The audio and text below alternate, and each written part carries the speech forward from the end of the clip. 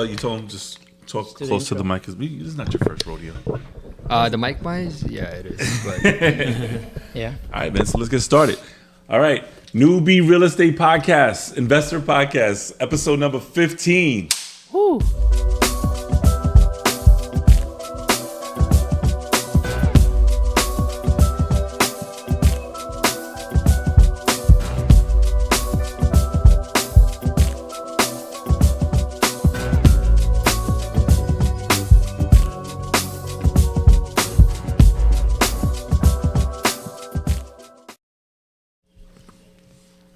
All right, welcome to the show, everybody. Episode number 15. We got my co-host Johnathan Boyle. We got Joe Falla in the house today, and we have special guest, a good friend of mine, Yarik Didenko. what's up, everyone? All right, so Yarik is a real estate investor and avid collector of artwork, and used to be a social media. Oh, is it social media? No, sorry. Digital marketing. So A little bit of everything, I guess. Yeah, when it a comes down to marketing guru, wise. let's say.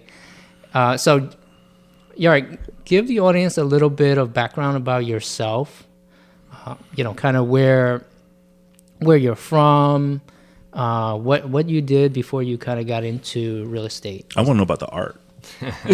We'll talk about that. Yeah, we'll talk about that. We'll get to that. Yeah. What's up, beautiful people? My name is Yarik Didenko. For those who want to connect with me, just go to yarikd.com.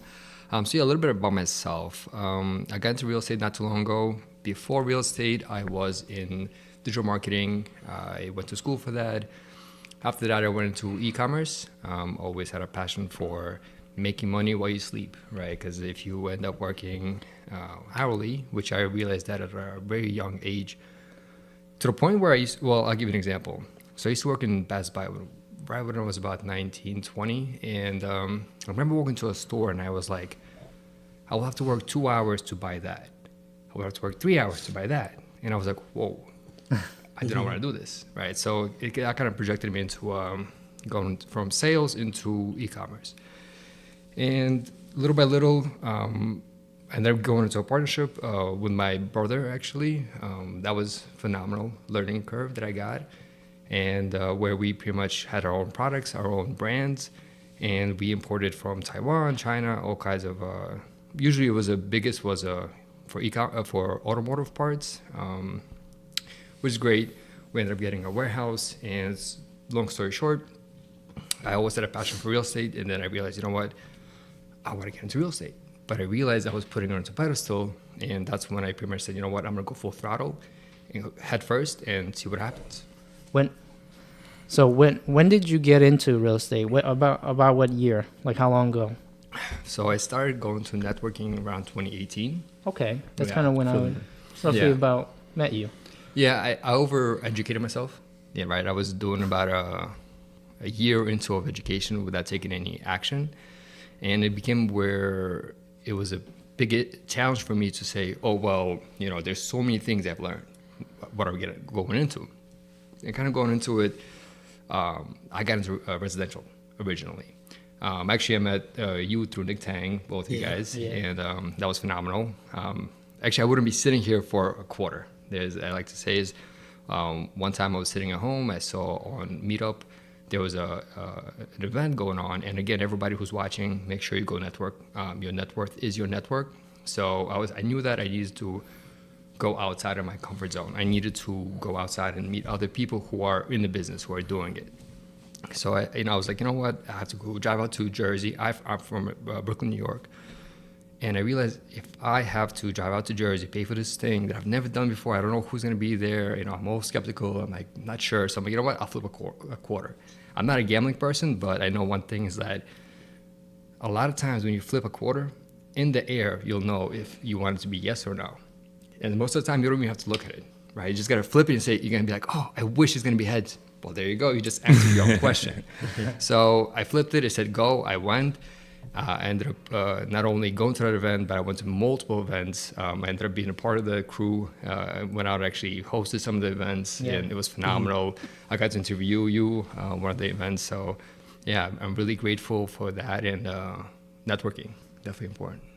Yeah, I definitely. just came from California, and I got to meet an amazing individual, Greg, and we got to start talking. And really, depending on what age you got to start off on e-commerce, usually it's eBay, right? You start selling little things from home. You might find things, some stuff, and you list it. And guys, if you're ever thinking of getting into e-commerce or selling anything online, the first thing I would say is just go ahead, find anything you have in your house and just list it, right? Maybe you go to your parents' house, your friend's house, find out if they have something that they don't need, and just list it and see if it's for you. So that's kind of how I started off. I started off on eBay.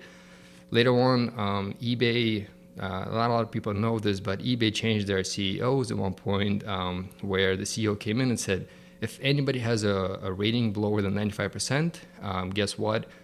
We will punish you by removing your products for 3 months and deleting everything you have listed.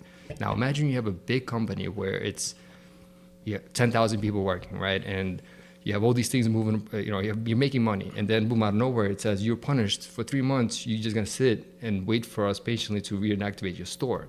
So at that point, that's when e-commerce kind of became really big, because people realized that you cannot focus only on one platform, meaning eBay, right? Because you're selling on somebody else's platform, they are the dictator, right? They're a monopoly. Whatever they say goes. If they increase their fees, you got to eat it up and you got to do it. So once I realized that one of the best ways to go about is creating your brand, which is pretty much a lot of people might know as white labeling, where you take the same product and you put in your own brand and you sell it on a markup based on marketing your product by creating a brand. A brand meaning you just make up a name. So I was pretty good at that. We created some interesting brand names and we started pushing it. Still through eBay or? No, that's when we started e-commerce, when we started doing our own websites. Around that time is when I joined partnership with my brother, because he was also doing eBay. He was really big. He was much bigger than I was. And I just realized, why are we competing when it comes down to it? Let's just join forces, get an office, get a warehouse, and kind of like just cut down the costs. And what year was this? I'm 36 now, so that was around 22. So that was a good 14 years ago. Gotcha. Yeah. We joined together. We ended up getting a warehouse. Did you sell him the website? Oh, that was Back end joke. Yeah. That was like 2008, 2009 then. Yeah. So, which is kind of ironic, because if I was focusing more on real estate at that time, that would have been probably more lucrative, just because of the ups and downs of the learning curve. So pretty much going back to your question, Joey, is like, well, what is the distribution? What kind of channels of marketing that we focus on? I'll give an example. So one of the websites we created, so we had a warehouse, we had an office, 3,000 square feet, 14, 16 foot ceiling. So we really stacked it up to the ceiling. We had everything going on. We thought we were gonna be the next Google. So we had this amazing office. Every table had 3 monitors, right? We had 16 employees at one time. Wow. So we were going really full head. Like wow. There was no You have 16 real employees. The only issue is we were learning on our own time and money.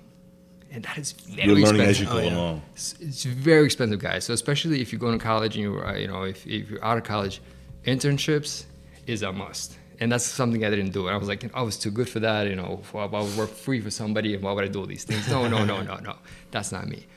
And long story short, that was very expensive. And what I mean by that is that, one of the websites we spent over $30,000. We stopped counting because we threw it out, because we realized it wasn't mobile friendly. And for us to redo everything, continuously test it out, we realized will we be throwing money more into it. So we ended up throwing it out, scrapping it, and getting a template and just editing the template, right? So all these things we're moving on and learning. So again, guys, learning on your own time and money is very expensive. So I would not recommend that. I would definitely, and also at that time I didn't understand or believe into gurus, coaches, mentors. I didn't really think that. I just thought it was a scheme, right? And then you realize it's kind of like you go to school. I went to school for digital marketing. I went to Baruch, and you're listening, you're spending money to these teachers, professors, but they're just reading old books, right? They actually have most of them, not every, and again, it depends on which school you go to. And I kind of understood that as I grew up, that some universities, the professors are, you pay these fees to go there because those professors actually have businesses, right? They're teaching from their own experience. None of my professors were, and at that time I was going to school at the same time I had my own business, and a lot of my professors, not a lot, but some of them knew, and they weren't really fond of it, which is kind of weird, because it would sometimes, anyways, I'm not going to answer that, but. No, I get what you're saying though about having, these professors that haven't ever had actual real life experience with certain things. Real life experiences. Yeah, I have a friend who is like a professor of accounting at NYU, and she's never been an accountant. So yeah. It's just, nothing against her. She's, a really smart person, has her whole PhD and everything. But, it's all book smart, like learning from textbooks and everything like that. And it's funny, I'm like talking to her about certain business things and like just real estate, like depreciation and everything like that. And she's just like, wow. Yeah, exactly. Yeah, I completely It's agree with you. gurus, not durus, as we say here. And that's kind of like, having that mindset coming from school, then trying to do everything on my own is kind of, I knew that the path I was going on wasn't the correct way, because we kept on spending a lot of money on the experience, right? Because we're doing this website, we're spending so many hours, we're paying labor, my time, and it's not working because we have to scrap this website. So that kind of left that nasty taste in my mouth, where I was like, mentors and teachers, who do you really trust? Who you don't who can you trust? trust, right? Yeah. So long story short, this is gonna be how I got into real estate and how real estate taught me some things, kind of going back and forth. We had a lot of we were only doing our own products. We were shipping directly for ourselves, our own brands. We were doing on eBay, our own websites. Then we got onto Amazon. We started selling on Amazon. Again, another big monopoly. Were you buying the products overseas? You weren't doing any manufacturing or anything? No, like we weren't manufacturing anything. So, I was, one of the brand names I was doing is carbon fiber parts, which is lightweight, super durable. Formula One cars, they made out of it. And it looks amazing. It looks really good, very luxurious. For regular cars? Just so regular cars, spoilers, lips. the Hondas and all that stuff? We tried to go towards, we did a little bit of that, but we realized that those cars are much cheaper, so the people who are buying these products are usually not willing to pay a premium. And carbon fiber is a very expensive material, just because the amount of labor it takes to work with it, and so forth.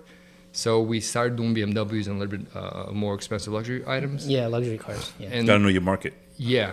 Now I kind of stepped away.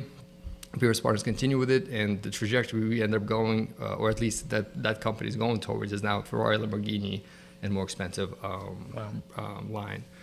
Because the material is expensive, the quality for it to be, it ends up being expensive. So, and then the person who can pay for it also is willing to go to a professional shop and have it installed. So that's very important too. It makes more sense to focus on much more luxury cars.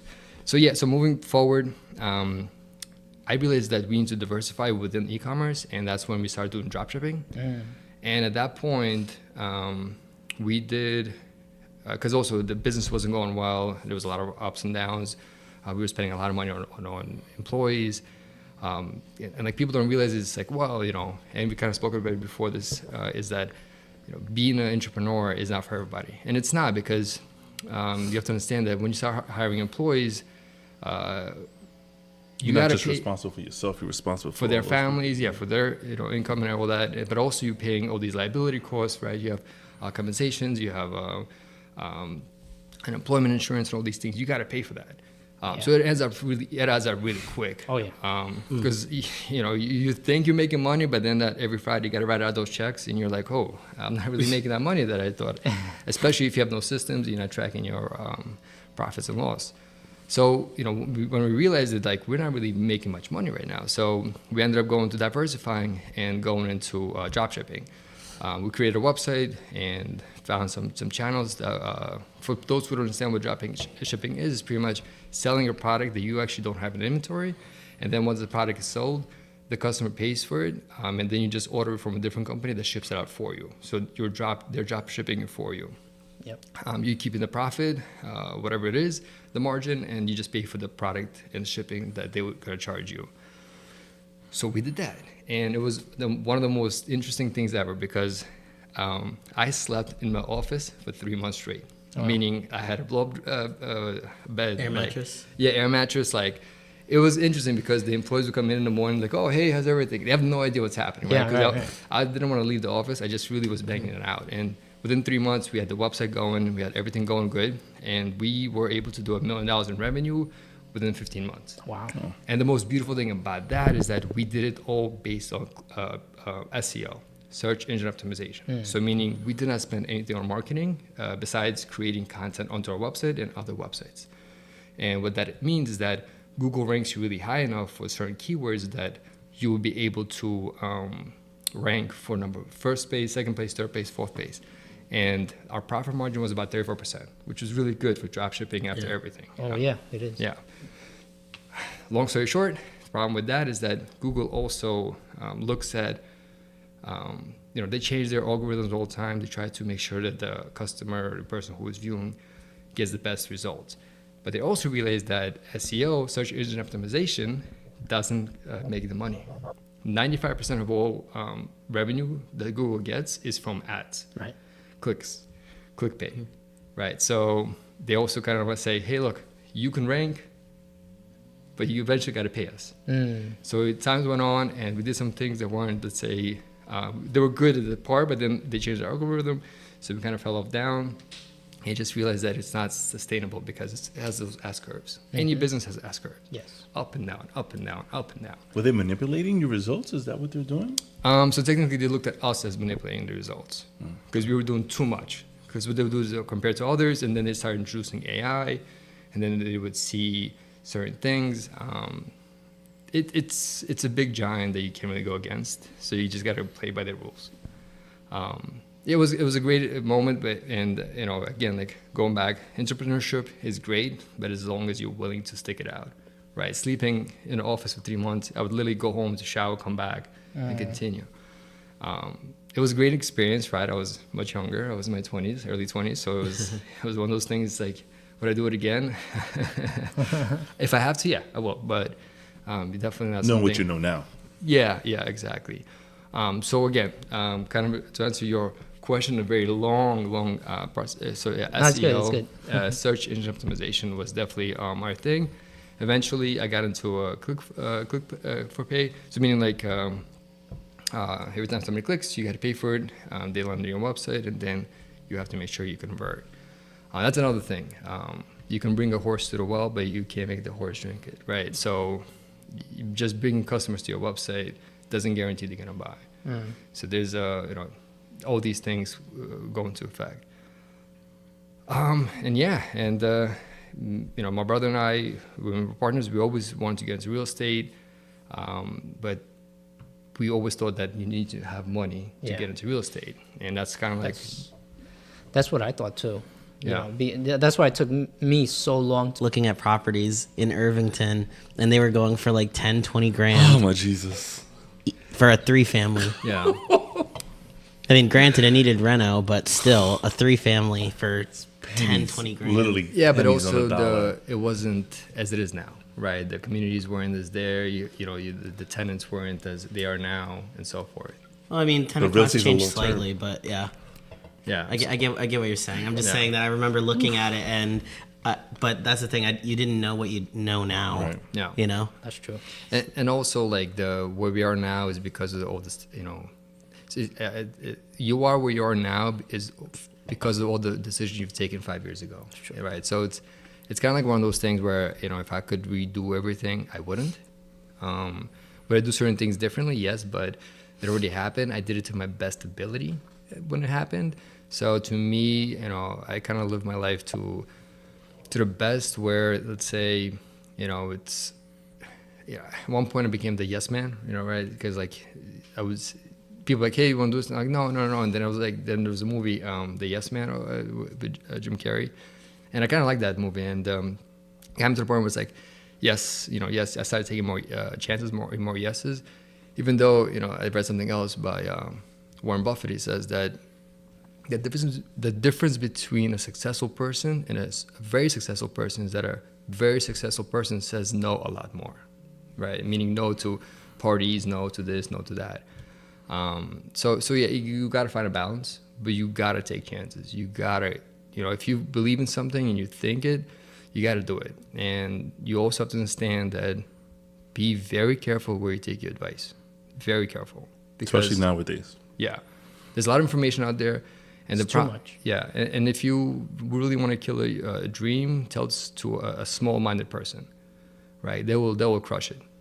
Because they become super profound in that industry. And and it's not their fault.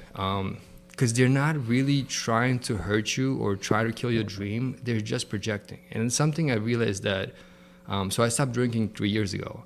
August 27th was 3 years. And I learned one thing is that I don't tell people I don't drink. And even like over the weekend, we went rafting, kayaking, and people are like, oh, you want to drink? And I'm like, no, in a little bit, I just drank next. Because what happens when you tell people you don't drink, they start asking you questions, but then they start telling you why they drink, right? So it's kind of like the reason why I'm talking about this is that a lot of people project, right? You can tell them I want to do this and this and that. Let's say I want to buy this 100-unit building, and they'll look at you and they'll say that's impossible, right? Because they're not saying it's impossible, you cannot do it, because I have no idea what you're talking about. I cannot do it. I don't see it happening. So how can you do it, right? They're just projecting. Yeah. They don't want to shut you down. They're just shutting within their own invisible walls. Right, and it's kind of what you said, Joe, is that what you know and now, compared to what you could have, you could have been a lot more up there. But again, it took me a year to over-educate myself, is because a lot of times people are like, yeah, you can do this, you can do that, you can buy a house with no money, you can do this. And you're like, too good to be true, right? Too good to be true. Because you fear, right? You're projecting within yourself, like, oh, this guy's full of it. No, I don't believe him. I don't know. Well, maybe, I don't know. I'll keep going, right? Maybe there's something else. There's that secret sauce. Where is that secret sauce? I don't know what it is, so I'm going to project it onto you that it's impossible. Yeah, exactly. So it's nothing wrong with that. You just, again, be careful, who you share your dreams with, and just surround yourself with like-minded people. Yeah, but so just kind of want to go back. When I started doing drop shipping, originally said we had a 3,000 square warehouse, and we took a section of it, put it in an office, but majority of it was for inventory. And what happened was the most beautiful thing ever. And I love what Robert Kiyosaki says. He's a writer of The Rich Dad Poor Dad. In his book, it says, the universe is always pushing us around. It's up to us to learn what it's trying to teach us. And what I learned from the dropshipping is that when we started selling other people's inventory, we decreased our inventory. And when we decreased our inventory, our warehouse became half empty or half full. And we were like, well, it's just what are you going to do with it? Right. Like we're not using it. It's just sitting there month after month after month. So we were like, let's sublease it. So we went back to our guy who found the warehouse for us, and we got a really amazing deal. We were in Brooklyn Army Terminal, and it was in it's pretty much owned by state, so we were paying $1 a square foot, which is phenomenal for New York. Oh my God! Yeah, You can't even find that in Jersey, including electricity. Wow. What? Yeah. It was. I mean, don't get me wrong. It wasn't easy to get that place. We had to get a lawyer involved, because once we got there, they were like, "Who are you?" Right? Because what's your track record? Like, why you guys want to have this? And we're like, oh, we sell automotive parts. Like, no transmissions, no fluids on our floors, because it's a building. It's a large, it used to be an army base. Yeah. And they're like, no, we don't want no liquid fluids. I'm like, no, we're selling auto parts, like aftermarket, spoilers. No, they stopped talking to us. So we got a lawyer involved to say, hey, this is not fine. It's not okay for you to kind of like push down a small business. Once they got a letter from our lawyer, they started to say, hey, how are you? How you been? They know you were bad serious. media. Right. Yeah. No bad media. Exactly. So we ended up getting a really good deal. We were paying $1 a square foot with a 5% increase year after year. And again, you said it's a good deal because usually it's like $3 a month. I'm talking about, right? $12 a year. Usually it's like $3 a month, $36 a year type of thing. And the reason why they did that is because a lot of businesses were going to New Jersey from New York because it's cheaper there. So they're trying to bring back businesses. So like, we're in New York, we're Brooklyn based, give us a lease. They finally gave us a lease for 5 years. So we half the warehouse, more than half is almost pretty much empty. So we subleased it. And this was the beautiful part about it. The new tenant moved in, paying 85% of our rent. Wow. Right? We saw them maybe once or twice a week. And when I say see them, I mean, I hear the back door open, close. And the worst thing that ever happened is when they came in with their inventory, they would scrape the door. That was like the worst thing ever. Yeah. And me and my brother, after that, we started laughing about it because it's like, wasn't it a great time when we subleased it? They paid 85% of our rent. We never saw them. We only got a check in the mail, right? Mail money. So it was, and it's funny how I left e-commerce, got into residential, seeing that, but I forgot about that, right? Because I just saw the rent money, right? I saw getting money for real estate. And that's kind of like what I'm doing now. I'm doing commercial. I don't no longer do residential. And it's just kind of funny how I look back at it and I'm like, the universe was trying to show me something. The light bulb clicked. You just didn't see it. I didn't see it at that time. I saw it now because now I only focus on warehousing and self-storage and stuff like that, commercial land. I don't focus on residential or anything apartment related stuff. To be honest with you, I was a liar to myself because I told myself I'm going to go into cash flow, right? Brooklyn, New York doesn't cash flow, right? It does not cash flow. Tenant laws are very strict, very tenant friendly, not landlord friendly. Taxes, everything, just not what you want. But it has appreciation. So I told myself, okay, I want cash flow, but that appreciation is also kind of good. But I'm off the cash flow, but I also like that appreciation. So I'm like, you know what? Where else can I invest? That is within 100 miles from Brooklyn, New York. Philadelphia. I looked at the tenant laws. All right, the taxes are pretty low. It cash flows. And again, anybody who wants to get into residential space, here's some gems that you should find out. There's the 1% rule, which means that if you're buying a property that is $100,000, you want to do the 1% rule. 1% of $100,000 is $1,000. If you're collecting $1,000 a month, that means you're in agree. You should be clearing profits, meaning you should be getting some cash flow after expenses. The second rule is that $1,000 should not exceed 50% as the mortgage. Boom, boom, boom. Philadelphia clears all those rules. I'm in the game. I'm in the green. I'm going for it. Yep. So I went for it. What year is this? 2018. I would say 2019 when I just purchased my first one. And that one gave me shingles. Yeah, that first property gave me shingles. I'm a perfectionist. You also have to really be honest with yourself, right? Because so I bought everything based on cash flowing, based on rents, based on putting a tenant in there and keeping it forever. I got in, started doing a renovation. I'm not gonna name names, but we know the person. I ended up getting a contractor from another investor who this contractor did 14 of his houses. I'm like, great, sounds reasonable. This investor has been doing a lot of things in New Jersey and so forth. Let me get this contractor to go with it. Got the contractor. It should have been a 2-month job. And I lied to myself, right? Because when you're looking for a contractor and everybody's watching, you really want to get at least 3 quotes and then pick the middleman. Not the cheapest, not the most expensive, someone in the middle. You want to look at their previous jobs, their current jobs, and their finished jobs. So meaning finished jobs is previous jobs, but I might say, so brand new, right, before they start working on it, see what they're going to do, talk to them. Then you want to look at what they're currently working on, see their work, and also pop in out of nowhere onto their job that they're working at to see is anybody working there, right, on a weekday, and so forth. Then you want to see their finished quality. So you want to ask them, hey, can I see something, at least images, something that you can touch. And then you pretty much want to get a quote from everybody and do all these things. So I kind of did that, but not to that extent with my previous contractor, my first contractor ever. 2 months goes into 4 months. I realized that what we agreed to on the price base is not something he can pull off. He's not making money off of this. I married the concept of it. In real estate, you can get emotional. And I got emotional lessons of, he'll do it.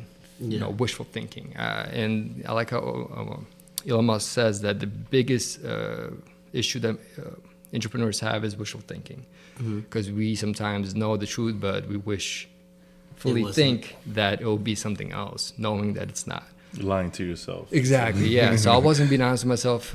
He promised me something. I wishful thinkingly said, yes, of course, let's do it. Anyways, it's supposed to be a 2-month job. It goes into 4. I realized that he's not getting the job done. I also had other contractors kind of jump in and take a look where things are going. I also popped in, I don't know where, and what he ended up doing, he's doing subleasing out to other contractors, which is fine. Nothing wrong with that. But when I came in, those sublease contractors, they were like, the subs were like, dude, did you see the plumbing? Did you see this? This is wrong, and this is wrong. And I'm walking around, and I'm like, can you tell me more? Tell me more, tell me more. And he's pointing out, he's like, who did this? Like, yo, this guy is insane. Like, what is going on here? And I remember this deal. Amazing. Yeah, that was, It's a very interesting deal. I could talk for hours about this deal because I was supported with a tenant who didn't pay for 18 months, and I got him out in 2 weeks. But anyways, so the whole point of the story is like whoever's watching for the newbies, contractor is what makes it or breaks the deal. It's not about, because men lie, women lie, numbers don't. And when you buy a deal, you know how much you're buying it for. And when you're selling a deal, you kind of know what's going on in the market by seeing what the comps are, comparables within the area, right? The last 3 months. So you're kind of projecting, and it may be done in 3 months. So I'm going to sell for X amount. So the numbers are there, right? It really comes down to the contractor. Is he going to be able to do it within time, within the budget, right? And the quality of the work. So will you be able to sell, or at least get our tenant in there? And everything, my strategy was in real estate is that I have to have 2 exit strategies. My first exit strategy is, can I rent it out? Right? Is it cash flowing? Is it following the 1% rule and the 50% mortgage? Yes, let's move forward. Something happens and I cannot rent it out for whatever it is, or I change my mind, or the market changes, or whatever it is. What can I do to get out of this deal? Sell it, right? So that's my second exit strategy. And that's kind of saved my butt. Because once, because I bought, within 5 months, I bought 3 houses right away. So I'm kind of on this trajectory, and I'm rolling through it. And I'm doing the things that are these, coaches and I ended up getting a coach, and I ended up getting all these things. And they're saying, you can buy things with no money, none of your money. I bought my first property with $500. Yeah. Right. Oh, no, it's funny. My first property I bought, that just reminds me. So I had a down payment of $1,000 or whatever. But I never put it down. Like, the attorneys never looked for it. Never, at closing, I didn't even put it down. And then, like, the day after, they realized I never put that down. Yeah. And they're like, "Hey, can you drop off that check that you were?" Yeah, it was funny. I was like, "Oh yeah, okay." So I like to call that as beginner's luck. Yeah. It's kind of like the universe is letting you know, like, hey, this can. It's a beginner's luck. Like this can work. You go for it. So the universe is always kind of there for you.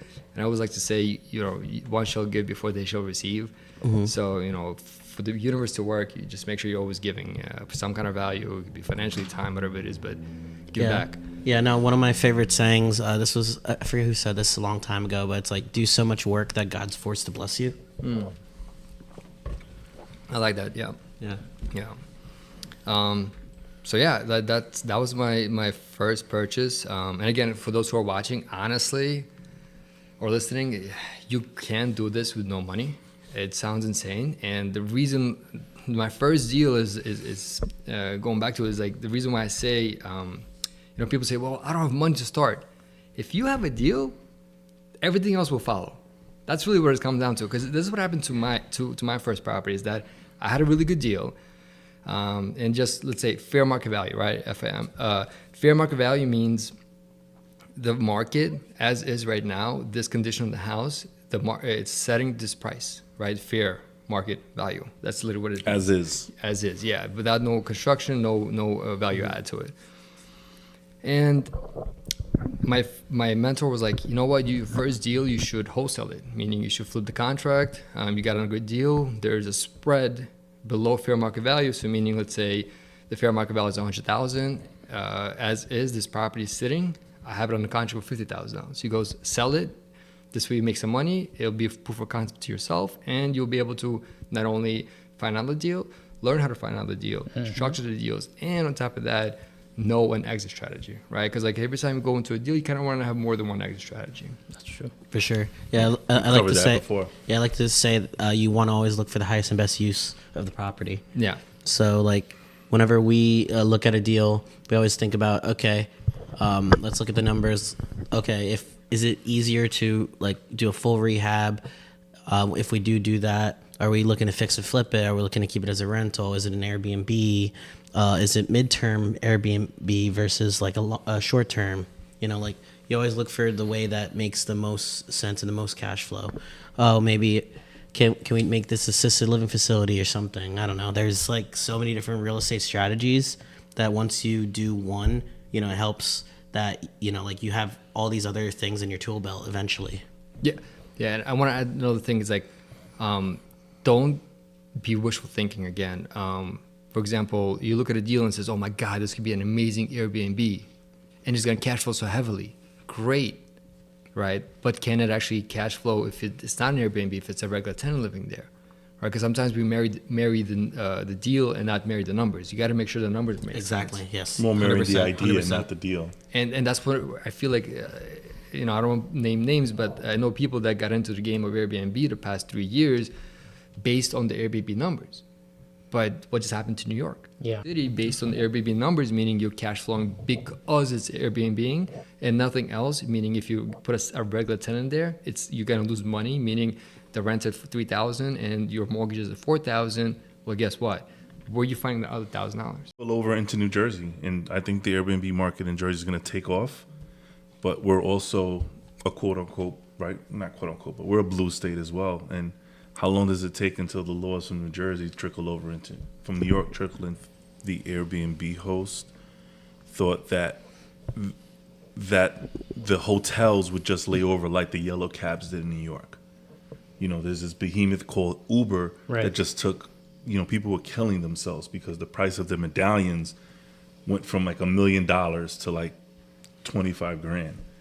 You know what I mean? And I think a lot of people thought, hey, you know, we can do the same thing in this, you know, it's hard. The hotels are so expensive in New York. We can give you for a quarter of the price. And these hotels, they have deep pockets and they have a lot of good connects. So I don't think they were just going to lay down like they did with Uber. I think Airbnb is going anywhere. Oh, yeah, no, I never said that it's going to go anywhere. I'm saying that it's probably going to have to 100%, yeah. focus somewhere else. The way I see it is that you have two big opponents to Airbnb. One is you have the hotels lobbying. Yep. And two, people don't realize, but also Realtors Association, realtors are also lobbying against them, right? Because whenever, for example, in New York, if Airbnb becomes an Airbnb, it's not in the market anymore, right? They're not going to be selling it. They're not going to be renting it out, right? So they're not going to ask an agent to list the property to find a tenant. So those are the two big lobbying people right now that are going against Airbnb, and that's kind of like where New York City, Jersey City, you know, they already... we see what happened. I kind of agree with both ends, right? Because like as an investor, you kind of want that option of being able to do a holiday rentals, but also looking at the tenants, right, and the rents prices and all that. It's a little crazy. In New York, in Manhattan, I think the average rent is $5,880, something like that. I read. Yeah, something almost like $6,000. Yeah, the average. $5,900, Average for one bedroom is about $5,900. Yeah, so that is kind of intense. So let's talk about something that nobody's talking about. You know, there's a big thing right now where it's like not enough single-family homes, not enough things for people to live in. Well, I see it as two things that people are not talking about. One is that all the corporations, when I say corporations, like technically we are also a corporation, but big, BlackRock, right? So they, right? They, right? big guys like BlackRock. Well, let me ask you this: how much funds do you think BlackRock right now is playing with, controlling? Throw a crazy number. You guys just real estate or in 10 trillion total? 10 or 11 keyword control, control, because that's really what it comes down to. Like people think that being rich or rich people are all about the money. No, it's not about the money. That's why they don't have anything in their names. They're about the control. Yes, exactly. Having control is the most important thing. Everything else is doesn't. Yeah, like you don't care if you own it as long as you control it. Exactly. Yeah. So they're saying on trajectory that BlackRock is going, and within 5 years they'll have $15 trillion in control. So just to give an example, in GDP wise, U.S. GDP. yeah, U.S. and China are the two only countries that can compare to BlackRock's control of money. So they've been buying out all the single-family homes and apartments so forth, and nobody's really talking about it because let's not get political. But and the second thing is that also people that are talking about is there's a lot more single people out there. And what does that mean? Well, when I got into real estate, a lot of the investors, teachers, coaches, they were saying, stay away from one-bedroom studios because there's a lot of turnover. Usually what happens is that somebody moves in after college into a studio or one-bedroom, they get married, they live out there for a little bit, then there's a kid, they need a second bedroom, a third kid, a second kid, whatever, third bedroom, fourth bedroom, so they start going to bigger places. What's happening, people that are talking about, is that Morgan Stanley did a study, an independent study. They weren't doing it to find any statistics. They just wanted to find out how should they invest their money into the future. Is it going to be cat litter, meals, whatever it is, right? So they did a study, and they found out that by the year of 2030, 45% of all females between the ages of 25 to 44 will be single with no kids. 45%. Wow, that's too many. Don't need a big house. Well, yeah. At least it trickles down. I actually see this very frequently. And then also that they all are like, well, except for the older people, but like they're typically, sharing in like 1, 2, or 3 bedroom apartments. They have roommates. Yeah. I just got married 5 months ago. Congratulations. Congratulations. Congratulations. Don't want that ever again. Yeah, but how long were you guys together? 10 years. Yeah, so Good for you. you're longer. But I say that to say. But you just made it official. Being single is overrated. Yeah, so I agree. Going back to it is that like a lot of people, right, they're consuming an apartment to themselves, right? And that's kind of like people are talking about. But so last time I read, there was a study saying that 19% of all mortgages are held by a single female. So imagine a apartment building with 500 units. That means 100 of them are single females owning the mortgage. So that's 100 units. Let's say they don't have a boyfriend. By statistics, half of them, right? It's technically an entire apartment being held by one person. Johnathan would like to know that address. 100 of them. It's a numbers game. I need options. A lot of options. So yeah. So Jonathan's gonna start a dog walking sitter in that building. Hey, there's an app already. Wag. So there's a lot of things that I feel like that people are not talking about, and this whole market. There was a big thing people keep saying, the biggest transfer of wealth is happening, right now. Yeah. Last 10 years. And a lot of people are like, oh, it's phenomenal because like the older generation, and when I say older generation, I'm talking about baby boomers, right? Yes. Right now, America, and this is another thing people don't realize, but 40% of Americans are baby boomers. 10 to 12,000 a day baby boomers are retiring till the 2030. That's a lot of. My dad just retired in December, right? So there's a big trend. Like, so another reason why we are shortage on employments and like people not working is because 40% are baby boomers. That's a big number, right? We're not having kids as much as we used to, and and when I say the wealth transfer, they don't really mean that the transfer is transferring from the older people to the younger. No, what they mean, the biggest wealth transfer is that when they're retiring, and I do a lot of marketing right now, and a lot of the deals that I'm coming across is retirees, right? I focus on commercial deals, and a lot of the times the deals are, I'm retiring, my kids don't want it, or my kids are doing something else, it's not for them, so I need to sell it. And majority of the deals that I do come across, it's a commercial property, right? It's a warehouse, whatnot, tied to a business that they currently run out of, and they can't unload it to anybody else. People don't want to buy their business. They want to take their business. And what's happening is that a lot of the businesses are dying out, and companies like BlackRock, Vanguard, and so forth are buying out these things, right? And so when I do... For pennies on the dollar, too. Yeah. Well, a lot of them, they're just holding it, right? To me, when you say pennies on dollars, because how cheap they get their money, right, compared to us. To them, it's even cheaper. They're overpaying for what we can pay. So, like, for example, I know a lot of wholesalers, they're like, oh, I'm not even going to direct to the investors. I'm selling it to the REITs. I'm selling it before, because they're paying top dollar. They don't care. They're willing to overpay. And because they have so much funds that they're allocating, right? And like, I do a lot of networking and I go to events. It blew my mind how small-minded I'm thinking when I spoke to a huge fund. And I come up to them and I'm like, hey, I got this deal. I'd love to partner up with you. I have this great seller finance terms where, it's going to be like 3.5%. They looked at me and they're like, we don't care.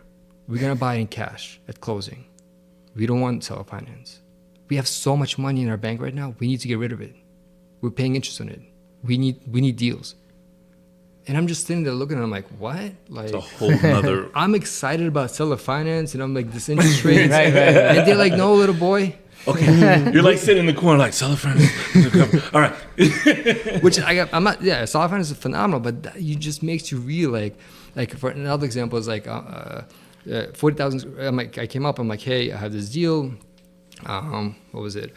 I was like, 40,000 square feet of rentable space. And they're like, we don't look at anything less than 60,000. And I'm like, but it's good because it makes me aware how small I'm thinking, right? Because that's kind of like what I learned in residential is like, it takes the same amount of energy to do a small deal as it does to do a big deal. Meaning you got to find the deal. So you got to find the time, you got to find the seller, you got to find the financing, right? And then you got to go to the closing table. So you're doing everything the same. The only difference is you're adding zeros at the end. I was about to say that. When you get bigger deals, when you start looking at bigger things, and I kind of like feel like I'm creating more competition out for myself, but what ends up happening is that more parties get involved, right? And when I say more parties get involved, they're not like they are your team members. So for example, the broker, right? He's more excited. Like, so for example, one of the problems I had in Philadelphia is the house that I was investing in, even to get a bridge loan, aka hard money, they were saying this deal is too small for me. And I'm like, what do you mean? Like, if it's under $75,000 in Philadelphia back then, that those, I'm talking about a house that needs $100,000 renovation, right? You get it for $25,000, it's $100,000. You can, ARV after repair value, $300,000. So the numbers work, but they're like, it's too small for me because if I have to, I'm like, what do you mean it's too small for you? He goes, if it's under $75,000 and I have to foreclose on you, it's going to cost me more money than this deal can generate in profit, even if you do exit out and do everything properly for me to foreclose on it. So when you go into bigger deals, you get more people involved, right? So for example, I just sent out a letter of intent, LOI, on a $7 million deal, and the agent is sending me such detail. It's a pocket listing, but he's sending me such detailed information versus a small deal. You got to do all those things yourself. Right now, I'm talking to a friend of mine who is a commercial broker, and he's excited to take a look at it, right? Because he's seeing the profit margin he's going to make. So he's becoming my team member where he's like, okay, this and this and that, right? So now you have a management company, you can go straight to a REIT. And they're the ones like, I love this deal. Here's here's a not only that, but they're also saying, here is we would love to manage this deal for you. And here's a summary of the neighborhood, of the market. Right, everybody's submitting you information. As long as you can close, everybody's excited. Yeah, because right? Everybody's seeing the big numbers, right? Yeah. And like another thing I like to say is like for those who are starting off in real estate, there's nothing wrong with residential, nothing at all. Like I said before, would I change anything that I've done before? No, because I've learned so much in the residential space that I'm able to go and do certain other things. And the little things you do pick up, for me to talk to an agent on a $7 million deal, I need to know some keywords for them to know I'm real or not, right? Mm-hmm. Because otherwise, you're just wasting their time, right? And it's kind of like interesting how even college, right? Like going to college is great because you get to learn short snippets of of words or some terms. When you do go into networking and you stand to somebody and you're talking about e-commerce, or you're talking about just economics or whatever it is, right? Like, for example, in commercial, CapEx, and you throw things out like that. CapEx meaning the renovation you would, the funds it would cost for you to renovate something, to get it up to par, to increase rents, and to create value. And when you throw those terms out, they're seeing it like you're a legit person. So again, experience is not something you can buy; it's something you got to pay for, and it's a continuous pay. You got to pay, either time or money. Payout. Yeah. So what kind of commercial deals are you in right now? So right now, I just really focus on either warehousing space. Again, background e-commerce. I realize mom and pop shops are dying out. People are only shopping online. People don't want to leave their house. Everybody wants to be delivered. One of the reasons I got out of e-commerce is because Amazon really killed it with this overnight shipping, with this crazy shipments. Because customers come out and say, "Hey, why isn't my product delivered yesterday? I ordered it today." Right? Because that's what the expectation is now. You should read my mind. You should deliver it before I even pay you. Before I hit submit. Yeah, it's like where's my product? I'm like, I'm a small business. Like, I don't have it's a weekend. Can you excuse me? Like, can I breathe? No, like I'm used to Amazon. So as people, it's like, and I'm also seeing a big trend right now where there's a big demand for, right? Because like you look at warehousing, it's like 10,000, 15, 40, 100,000 square feet. But even taking those and subdividing them into like 1,000, 2,000, 3,000 square feet, like even for me, right? When I had the warehouse, it was 3,000 square feet. Right. On a building that had, I think, 200,000 square foot. So they divided into smaller businesses for like ours. So other deals like commercial land, submitted some LOIs on land.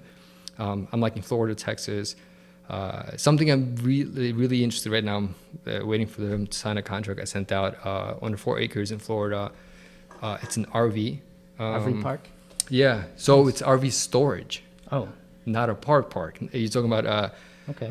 Okay. It's RV storage real quick. At a time. Yeah, so... Yeah, I'm gonna get hate. I'm gonna get hate for saying this, but the TP crisis, that's what I call it, toilet paper crisis, created some things, right? It meaning 2020 created this whole demand of like people running out and buying RVs and campers and stuff like that. But what people don't realize, like people want to be rich, but they don't realize that you don't really want to be rich. You want to be able to do what rich people do, right? Which is options, which is travel the world, do different things. And what happened is people ran out and they're like, "Oh, I need to get an RV so I can go and travel." Just because you bought an RV doesn't mean you gotta go travel. You literally have to sit down and go traveling, right? You gotta do these things. You gotta plan it out, etc. So these people, wishful thinking, went out, bought RVs, like Florida, there's a lot of them, and they need to park it because you can't park an RV on the street. You can't park it in your driveway. It has to be tucked away. So you gotta rent it out. So like Florida has a big demand for RVs. And I came across a couple that purchased their property in '96 for $100,000, $100,000. Right now they're asking 2.5. Oh. So I mean, and they could, because it's just, and right now they're renting it out as a RV spot. They haven't increased rents in 7 years. They have no online presence. They're just the perfect, seller. Yeah, mom and pop seller. I asked, and people who are watching, I kind of want to go into like negotiations, like talk about deals and stuff like that. When you do talk to sellers, you want to ask them every question possible. In reality, you want to ask them questions that would make them think, do they actually want to sell or not? And like, for example, them, I'm like, hey, why, this looks like a perfect property. You're cash flowing. You have no debt, like you have $100,000. They still have a loan on it, but like, long story short, they took money out again. Yeah, they refinanced it. Yeah, so it's like, why would you want to sell it to me? Right? So you want to ask these type of questions, because just because a person says yes, they'll sell it, and if they never respond to you and saying why they want to sell it, and are they actually motivated? Meaning, it doesn't have to be some kind of distress motivation, but just any motivation, right? Because you want to make sure that they come to the closing table if you're going to do a deal. Long story short, they just want to retire and travel the world, which is kind of ironic. Is their kids are pushing that on them, which is kind of what I'm pushing on my parents, right? My parents are in Greece right now for a month, and that's something that I pushed on them. My dad retired in December. I'm like, go spend all your money. Like, you know, you're not gonna live forever. Like, you don't know how many years you got. Just go travel. So that's kind of like a deal that came from my campaigns, and so that's those type of deals I'm into. So yeah, anything that has like a value add. Another thing, residential and commercial, I see split in half or like completely moves it separately. Is that residential, you got to know the neighborhood, you got to know the market, you got to know the comps, you got to know how much a house is selling for, you got to know how much are the fair market values, right? You got to know all these things. Where it limits you from being able to market more than one area. I do nationwide marketing. Why is because I'm after capital, so I'm after really what is this property producing, right? Because I want to say cap rate. This cap rate gets thrown out in residential space. It doesn't exist. It doesn't make sense because residential is based on comparables. In commercial, 5 units could be residential also, but 5 units and above is commercial. Mixed space, meaning first floor can have a store and then 2 units above is commercial. So stuff like that. You can do nationwide is because you're really looking at how much rent can you collect, right? And then seeing the expenses. There's formulas for things like that. Multifamily has a 50% expense ratio. Warehousing space is about 35% expense ratio. So you can do those things, which I love a lot because now I can do Texas, Florida, right? Like all kinds of areas. Anywhere, as long as the formulas work. Yeah, exactly. Yeah. My name is Yarik. The best way to connect with me is yarikd.com, which is YARIK. The letter D is in David.com. yarikd.com, and then it'll be pretty much a list of all my social media, ways to get in contact with me, my calendar, and so forth. I like to say real estate has 3 legs, which is the deal, the funding, and then the management. I'm amazing at finding deals and raising capital, and the management I pretty much outsource to somebody else. I can do it. It's not my strongest skill set, so I'd rather have 50% of something than 100% of nothing. So awesome. Those are more 2 things. Again, everybody can connect with me, yarikd.com. Any questions you guys have, I'd love to answer. If I can't explain it to you, that means I don't know it. So I love the challenge. And Joe. Hey everybody, Joe Falla. Joe does mortgages. If you're looking for funding for a residential investment property, DSCR, 203K, I can be reached at 908-669-9091. Have a good one. All right. Thank you, everyone. Next week.